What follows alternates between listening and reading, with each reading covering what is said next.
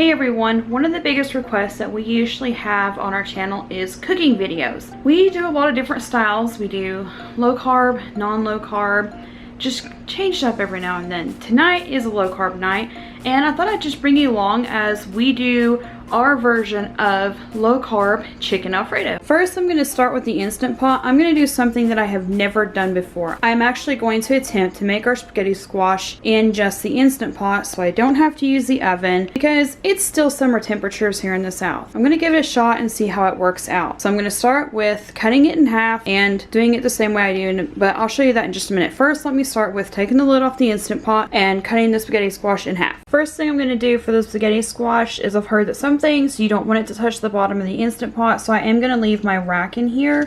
I may pull these handles up to lay it up against them, and I'm going to put the slices in here. Here is the spaghetti squash that came in our Kroger order this time. It's definitely more yellow on this side than it is this side, so I'm going to try to split it in half. I'm not perfect at this, but either way it usually turns out just fine. I do find that cutting this stem off first before trying to split it in half does help. Here's what it looks like once it's cut open. Here is where I cut the top off. That's still in there at the moment. And basically all I did from there was stand it up, kind of seesaw back and forth until my blade was willing to go through the really tough part of the skin right here. Then just slowly work the knife all the way down.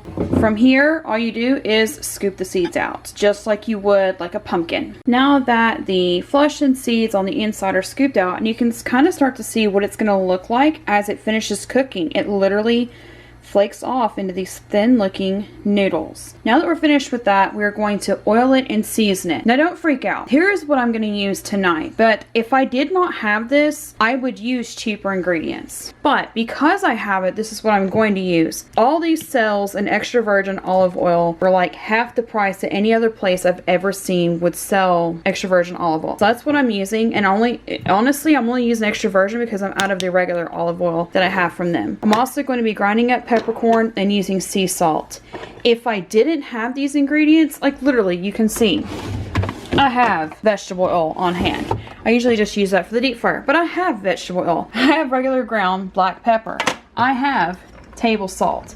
If you didn't have super expensive ingredients, that's not going to, it does give a different flavor, which is why I am using it. But don't be scared by seeing, you know, more expensive products to say, oh no, I can't make it. And as long as you coat it with the olive oil, kind of massage it in and cover the oil on here, make sure you get all inside of here. Not a ton of salt I have found, because usually your sauce has salt in it. So you don't want to over salt your spaghetti squash, but it does need some. You know, gently coat it with salt, add the pepper to it. It's still going to taste fantastic. So don't be scared by expensive products. But I did want to show you that this is what I'm using this time. And I'm actually just now fixing to open this for the first time. So again, you massage the oil in first, and literally you almost like kind of massage it in. Make sure you get this outer layer, especially if you're baking it versus Instant Pot, because that way it's not going to stick. So if you were going to bake this, what you would do is pull out a cookie sheet, spread a piece of parchment paper over top of it, flip these upside down onto the parchment paper, and bake them at, honestly, what depends on the size of your squash. For this one,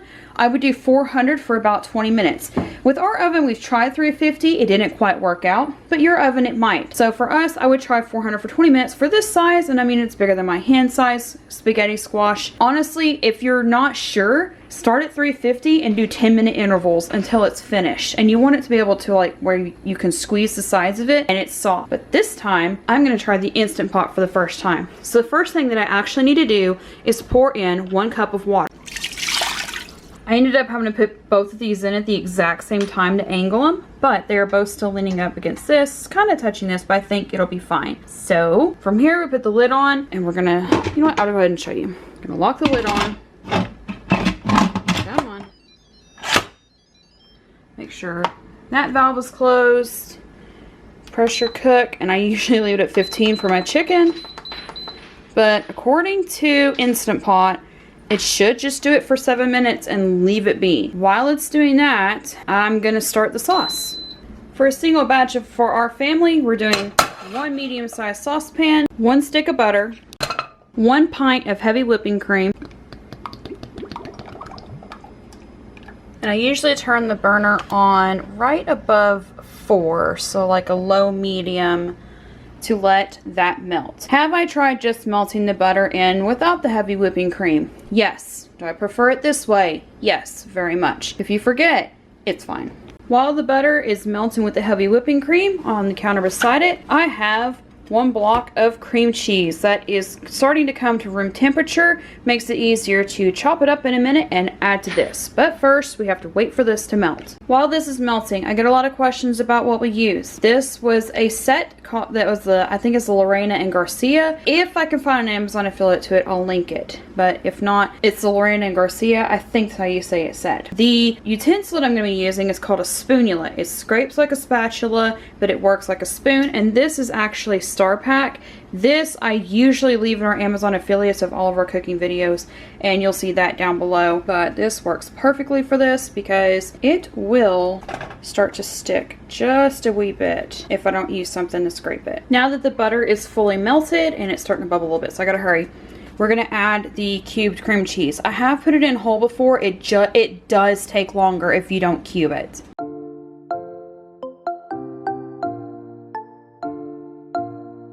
The spaghetti squash is depressurizing and the cream cheese is melted. So the next step for here, this is gonna sound crazy, but it's nutmeg. I never would have thought that, but it actually works out perfectly. And you only add just a little bit. Then I'm gonna ground up some more of the peppercorn inside of here. If you don't like the color of the black pepper, you actually can use white pepper. It's just, we never really wanted to pay the extra cost for the white pepper whenever we don't mind the black pepper color and we like the taste better. This next part's where it's gonna get crazy. So I'm gonna turn this down to 2 for right now because it is gonna get crazy. I'm gonna get the squash out of here onto the platter to start cooling. While I do that, I'm gonna turn this on and throw in a tablespoon of butter. And here is how our spaghetti squash looks. Now normally, whoa. Now it's going to fog up the camera. Now normally I would use my fingers and just kind of squish a little bit, but there's a lot of steam coming out of there. So I'm actually going to use a fork. So we're going to use a fork and demonstrate how, oh yes, look at this. That is exactly the texture we're looking for. And that was less than what I said, because I said 420 minutes normally for that size. That was 7 minutes in the Instant Pot. And it in reality took maybe 10-15 minutes to get up to pressure and all that. So we're going to move it to here and show you the next step. While we still have some liquid in the bottom, we are going to add 1/2 cup of water back in. Carefully using tongs, or you could use a hot pad. Remove this. I'm just going to set it in my metal sink. For now, we're going to take that pack of chicken and put it in here. We're also going to add 1 bouillon cube because I want it to be a chicken stock instead of just water and spaghetti squash drippings. There are our chicken breasts. They were roughly a little over 4.5 pounds for 5 chicken breasts, so less than a pound each. Put the lid back on, if I can do it one-handed. Wow, actually can. Flip that back closed again, and I find it's easier to just hit off, then hit pressure cook again, and 15 minutes. In the meantime, we're going to melt 1 tablespoon of butter and crush this garlic. I have a garlic press. It's a Pampered Chef one that I purchased years ago. This. And I'm going to crush all of it into the bowl, then scrape it into the pan so it all goes in at once and you don't have uneven cooking consistency through the garlic. That's a lot of garlic for some people. We really, really like a strong garlic flavor in the Alfredo. You can even leave this step out completely if you want to. It is completely up to you. But we love garlic and we love a lot of garlic, so we're going to add that to it. Now that it's crushed, we're going to use what my kids affectionately call the baby scraper and scrape it in here. I mean, let's be real, this thing is super adorable. Anyways, we are going to use it to stir our garlic until it is slightly browning. Then we're going to scrape it into our sauce. While I stir this garlic in, let's talk for a second. And yes, I did turn that down. It's still bubbling. The next step you could or choose not to do is you can actually deglaze your garlic pan with white wine. So I have friends from all walks of life. I have a friend who is a Muslim. I have a friend who is a former alcoholic. I have friends from many different walks of life. I have friends who have liquor cabinets. If you have a personal conviction, personal feeling against adding white wine to it, don't do it. I'm not this time because we don't have white wine in our house.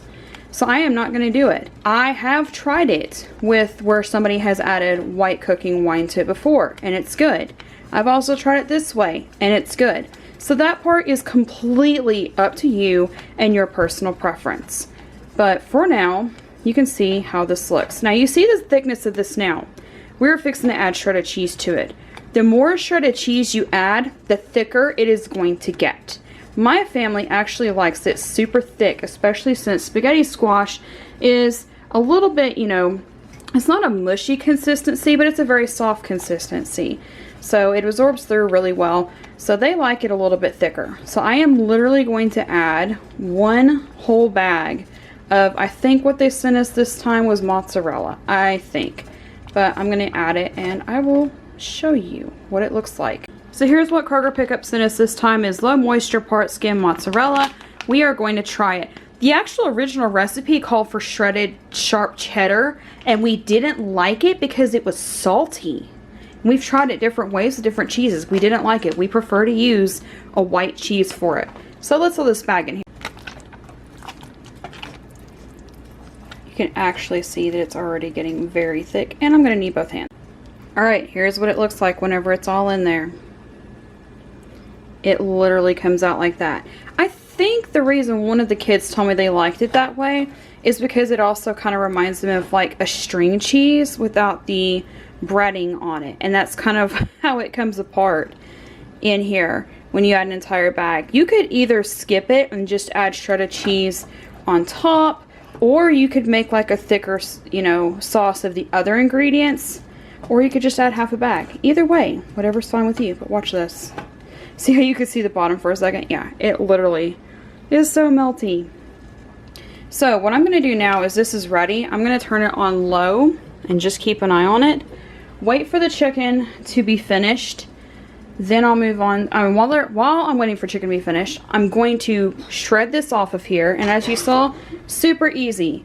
You just fork it off. And usually what I'll do is, if it's still super steamy like it is right now, I'll use tongs to help me hold it as I scrape it in.